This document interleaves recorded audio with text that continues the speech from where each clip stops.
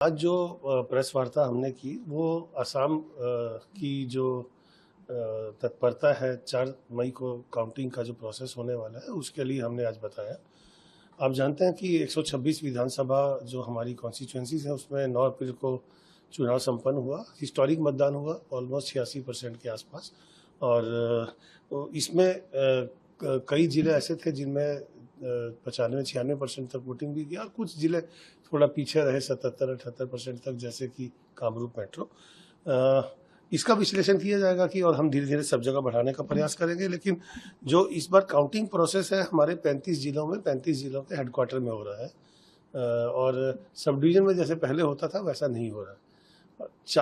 35 जिलों में 40 counting centre बनाए गए हैं क्योंकि कई जगह में कॉन्स्टिट्यूएंसीज ज़्यादा है और इंफ्रास्ट्रक्चर एक ही इंस्टीट्यूशन में इतना नहीं है कि हम एक ही इंस्टीट्यूशन में सारा काउंटिंग और स्ट्रांग रूम का प्रोसेस कर सकें। तो जो 3 जिले हैं कोकराझार, तिनसुकिया और जोरहट, जहां में 2-2 काउंटिंग सेंटर हैं और नागांव जिले में 3 काउंटिंग सेंटर हैं सब एलएसीज के लिए।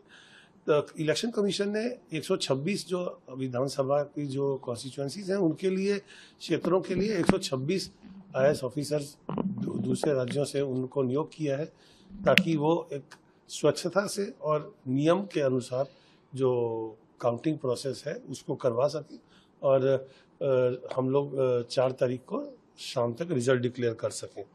हम लोग प्राय 5,981 काउंटिंग ऑफिशियल्स को हम लोगों ने डिप्लॉय किया है काउंटिंग प्रोसेस के लिए और 2,348 हम लोगों ने माइक्रो ऑब्जर्वर जो सेंट्रल गवर्नमेंट के एम्प्लॉयज़ हैं उनको हम लोग लेने जा रहे हैं।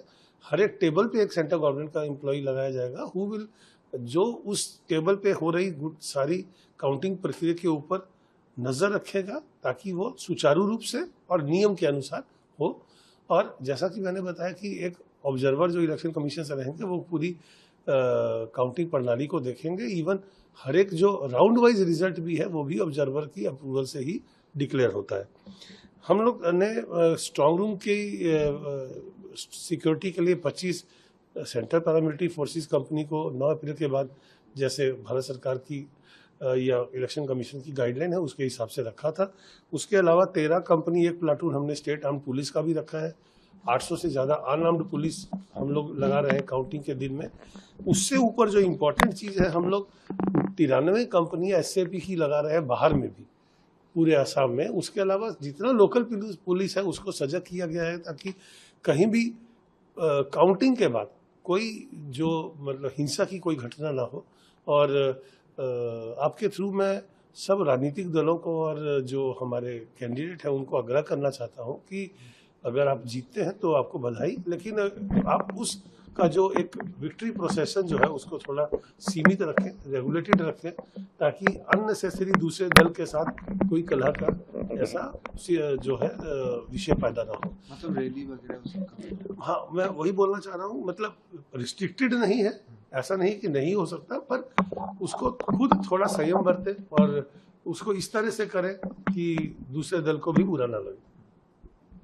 तो वल्नरेबल एरियाज में कैसा डिप्लॉयमेंट रहेगा, लॉ एंड ऑर्डर सिचुएशन?